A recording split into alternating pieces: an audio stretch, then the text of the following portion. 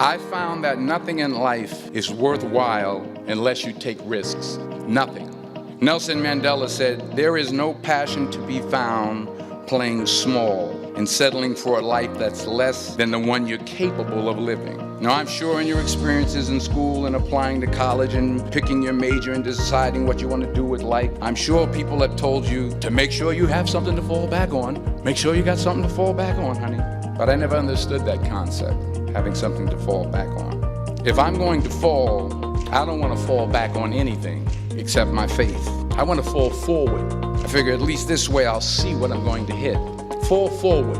This is what I mean. Reggie Jackson struck out 2,600 times in his career, the most in the history of baseball. But you don't hear about the strikeouts. People remember the home runs. Fall forward.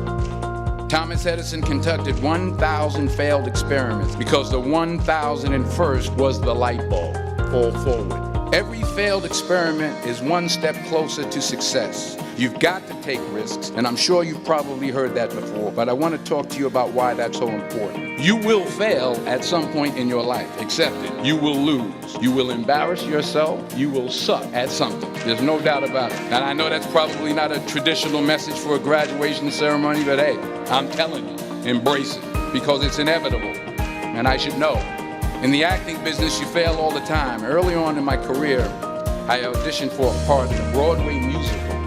Perfect role for me, I thought, except for the fact that I can't sing. So I'm in the wings, I'm about to go on stage, but the guy in front of me, he's singing like Pavarotti, and I'm just shrinking, I'm getting smaller and smaller. So they say, "Oh, thank you very much, you'll be hearing from us." So I come out with my little sheet music, and it was Just My Imagination by The Temptations. That's what I came up with. So I started, I'm going to sing. So I assumed I didn't get the job. But the next part of the audition, he called me back. The next part of the audition is the acting part of the audition. Now I'm like, hey, okay, maybe I can't sing, but I know I can act. So they pair me with this guy, and again, I didn't know about musical theater.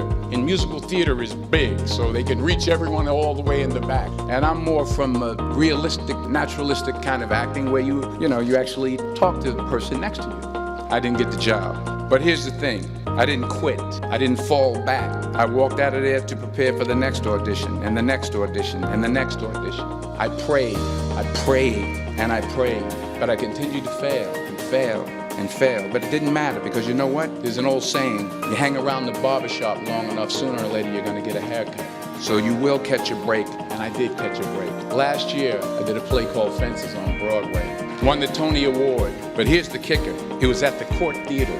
It was at the same theater that I failed that first audition 30 years prior. The point is, every graduate here today has the training and the talent to succeed. But do you have the guts to fail? Here's my second point about failure. If you don't fail, you're not even trying. My wife told me this great expression. To get something you never had, you have to do something you never did. Imagine you're on your deathbed, and standing around your deathbed are the ghosts representing your unfulfilled potential. The ghost of the ideas you never acted on. The ghost of the talents you didn't use. And they're standing around your bed, angry, disappointed, and upset. They say, we came to you because you could have brought us to life, and now we have to go to the grave together. So I ask you today, how many ghosts are going to be around your bed when your time comes?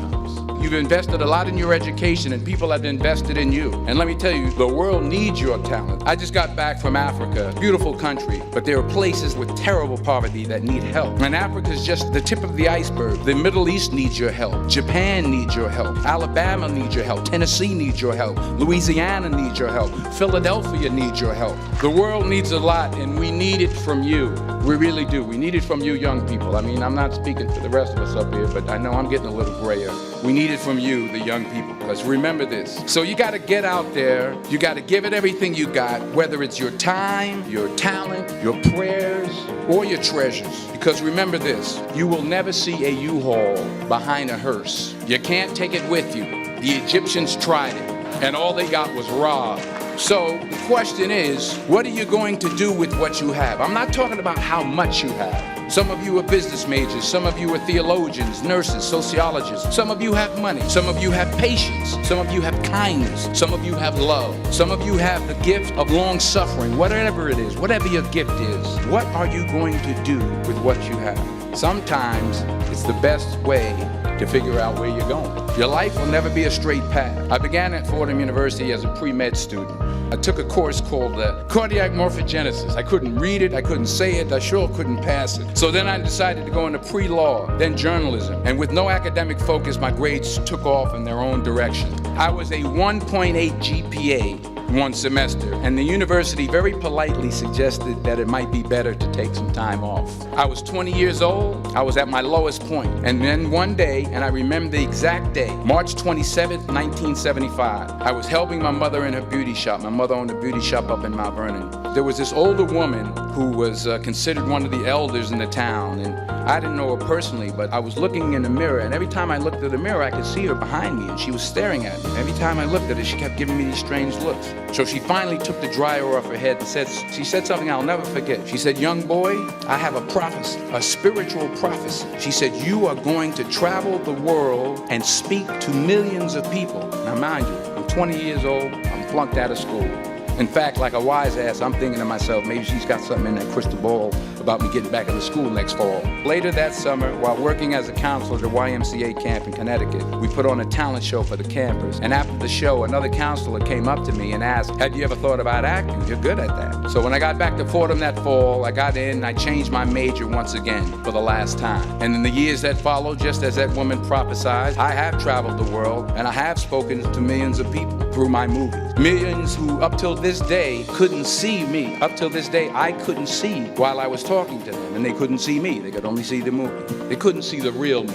But I see you today, and I'm encouraged by what I see, and I'm strengthened by what I see, and I love what I see. Many years ago, I did this movie called Philadelphia. Philadelphia came out in 1993. Most of you are probably still in diapers. In a way, if you watch the movie, you'll see everything I'm talking about today. You'll see what I mean about taking risk or being willing to fail. Because taking risk is not just about going for a job. It's also about knowing what you know and what you don't know. It's about a man played by Tom Hanks who's fired from his law firm because he has AIDS. He wants to sue the firm, but no one's willing to represent him until a homophobic ambulance chaser lawyer played by yours truly takes on the case. It's about being open to people and to ideas. In the course of the film, the character I play begins to take small steps, small risks. He very, very, very slowly begins to overcome his fears. And I feel ultimately his heart becomes flooded with love. And I can't think of a better message as we send you off today. To not only take risks, but to be open to life, to accept new views, and to be open to new opinions. Chances you take, the people you meet, the people you love, the faith that you have, that's what's going to define you. When you leave the friendly confines of Philly, never be discouraged, never hold back, give everything you got. Remember this, fall forward.